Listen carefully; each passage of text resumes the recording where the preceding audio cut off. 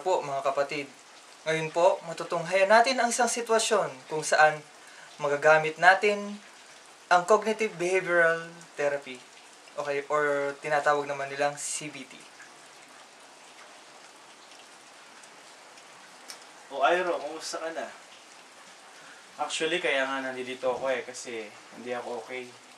Hindi ako mabuti. Malungkot ako. Ano ibig mo sabihin ng malungkot? Ano ibig sabihin mo ng hindi ka okay? Kasi kauwi ko lang galing sa abroad ngayon. So I was here in the Philippines. Mga 2 days pa lang. Galing akong Singapore. And as what I have been telling you dun sa mga last nung years ago, medyo exhausted ako sa trabaho. O taon-taon, di ba nandito ka para... Oo nga, I see to it na makikipag-usap ako sa iyo dahil talagang I want to refresh myself. O yun nga, ngayon malungkot ako dahil siguro na rin sa pressure sa family. Dahil ewan ko, parang parang ang hirap-hirap ng sitwasyon ko ngayon dahil masakit ang loob ko. Masakit ang loob mo. Dahil ako yung inaasahan ng pamilya, alam mo yun, di ba? Na sa aming lahat ng magkakapatid, ako lang yung nakatapos. At syempre, ako yung nagkaroon ng magandang swerte, nakarating ako sa abroad. Actually, di ba, it's my 20th year now na nasa abroad. And wala, hindi na ako nakapag-asawa. Dahil ang iniisip ko lang ang pamilya ko. Lahat halos ng kapatid ko, yung mga nakakabata sa akin. 10 kami .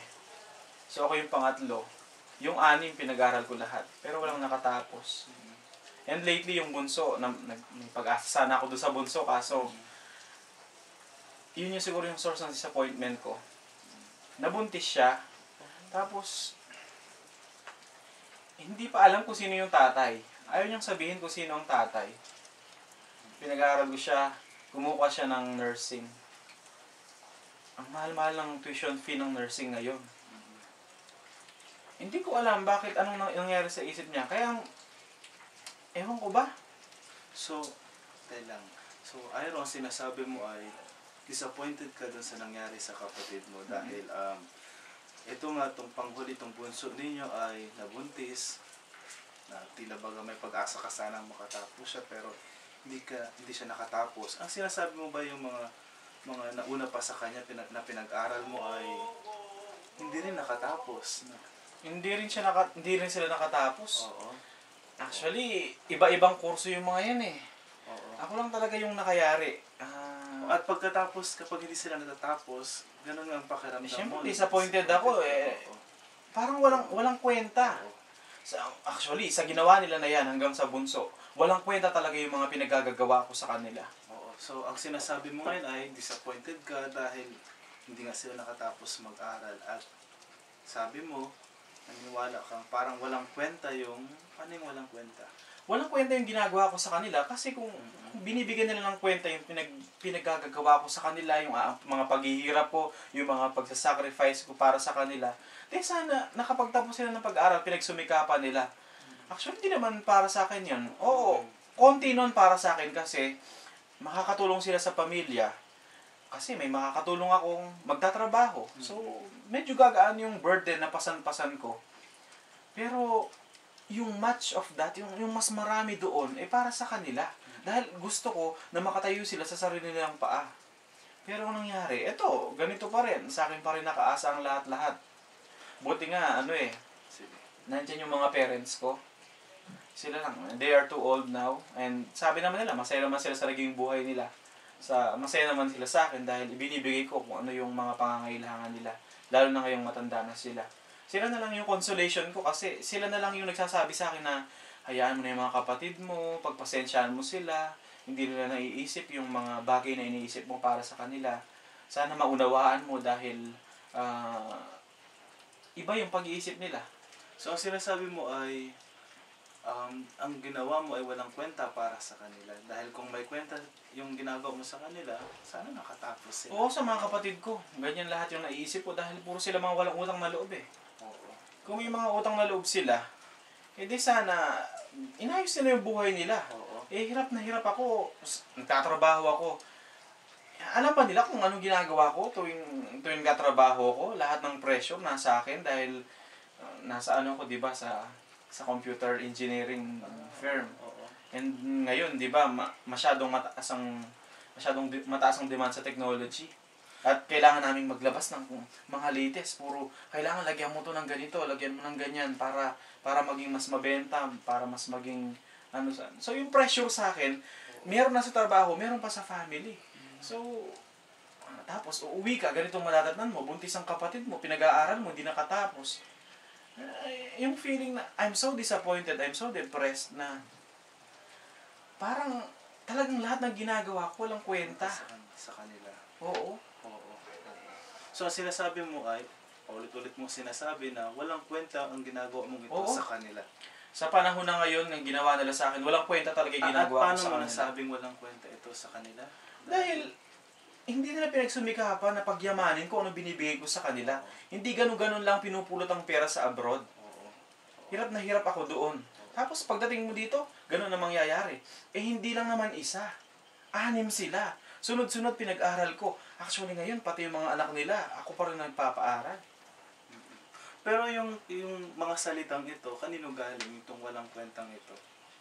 Siyempre sa akin. Galing sa iyo to. So, ang pagtingin mo dun sa ginawa nila sa paghihirap mo ay walang kwenta. Tama? Oo, walang kwenta talaga. Yung sa ginawa nila na yun, talagang walang kwenta yung mga paghihirap ko. Pero natanong mo ba sa kanila kung talagang walang kwenta yung mga ginawa mo para sa kanila? Siyempre, hindi ko naman itatanong eh. Bakit namang itanong yun? Pero sinesermonan ko sila. Oo. Actually, nasabi ko na sa kanila yun na walang kwenta, parang walang kwenta yung ginagawa ko para Ano sa inyo. sabi nila? Wala, tahimik lang sila. So, ibig sabihin, hindi sila nagdi-disagree sa Hindi ko alam, tahimik lang sila. Basta lahat sila yuyuko, tapos yung iba lalabas ng bahay. ano sa palagay mong ibig sabihin ng pagyuko nila at pag-alis ng bahay nila? Hindi siguro, tinatamaan din sila sa mga sinasabi ko. Oo. Oo. Sa palagay mo ba inaamin nilang walang kwenta lahat ng ginawa mo? Hindi naman siguro, Hindi naman kasi siguro. nakukonsensya siguro sila. Oo, no? Itong huling uwi mo, anong nangyari sa bahay ninyo? Masaya naman kasi, syempre sinalubong nila ako and then, Itong normal. gesture na pagsalubong sa'yo, ano sa palagay mo ang ibig sabihin nito sa kanila? Syempre, ano na lang yan eh. Normal na lang yan. Diyos ko, sa lahat ng ginawa ko sa kanila, hindi pa ba nila ako sasalubungin? So, sinalubong nila ako dahil for the sake na kailangan may sumalubong sa akin, then marami akong pasalubong. Pero kahit pa paano may ibig sabihin nito, ano sa palagay mo? O, siguro, dahil kapamilya nila ako, kailangan nila akong salubungin. Maliban doon. Wala, para salubungin lang ako siguro. Pag halimbawa, ikaw ang nasa kalagayan nila at sasalubungin yung kuya mo na may pasalubong, syempre para sa'yo, anong ibig sabihin nito sa iyo? Siyempre, excited. Makikita Oo. mo ulit yung mga kapamilya mo. Oo. At pinag-aral ka ng kuya mong ito, anong ibig sabihin ng gesture mong pagsalubong sa kanya? Siguro, may part na pagtanaw din ng utang na loob yun. Ibig sabihin, tumatanaw talaga ng utang loob din yung ikaw na bilang pinag-aral ng kuya mo yun. Oo. So, tignan mo itong dalawang pinapakita ko sa iyo ngayon. Maaring ang interpretation mo ay walang kwenta lahat ng ginawa mo sa kanila, no? Pero meron ding ibang bahagi na pwedeng totoo rin na ito sinasalubong ka nila. At nagtatanaw sila ng utang na loob sa iyo. So, ibig sabihin, may kwenta yung ginawa mo para sa kanila. Bagamat, totoo rin na sinasabi mo na hindi sila nakatapos at isang malaking pwedeng interpret natin yun na walang kwenta yung ginagawa mo. Pero nandun pa rin sila, di ba? Sabi mo rin naman, hindi na-clarify mabuti yung kung talagang totoo yung sinasabi mong walang kwenta ito para sa kanila, hindi ba? Natanong mo na ba ito sa kanila? Sabi mo naman, hindi pa. So, ibig sabihin, galing lang sa interpretation mo yun, hindi galing sa kanila. Siguro nga, ganun. Pero, Ako kasi talagang dala na rin siguro ng emosyon ko kaya nasasabi ko tong mga bagay na to. Oo. Dahil sobrang nasaktan ako sa ginawa nila dahil parang yung ginawa nila parang hindi pagtanaw ng utang na loob. Maganda siguro ang pag-isipan mo ito tungkol dito. Yung mga pagsalubong nila sa'yo, kapag lumalapit sa'yo, nag-uusap ba kayo mga ibang bagay? Siyempre nag-uusap naman kami dahil hindi mo naman maiiwasan yun. Nagsasaya kami, nagpa-party dahil O yung mga ganitong mga dumating ganito, ako. isipin mo kayo anong kahulugan nito sa kanila, hindi galing sa'yo, kundi sa kanila, hindi ba? Siyempre siguro masaya sila dahil magkakasama ulit kami as family. Masaya lang, hindi lang ikaw, kundi siguro yung mga ginawa mo sa kanila, hindi ba? Baka nga. Sa bagay. Siguro magandang pag-isipan mo mabuti. Bibigyan kita ng panahon para pag-isipan mo mabuti ang tungkol dyan. At tignan mo kung ano yung pakiramdam tungkol dyan. Kesa yung palagi mong... Kasi, di ba sabi mo, natidepress ka, na-disappoint ka, dahil ito nga yung ginawa ng mga kapatid mo. Gusto mong tignan na ibang anggulo naman yung nangyari. Yung hindi sila nakagraduate. Di ba? Sige. Pag-iisipan ko yan. Babalik siguro ako before I go. Sige. Siguro end of the month babalik ako. Sige, maganda siguro mag-usap ulit tayo. Thank you very much, Counselor.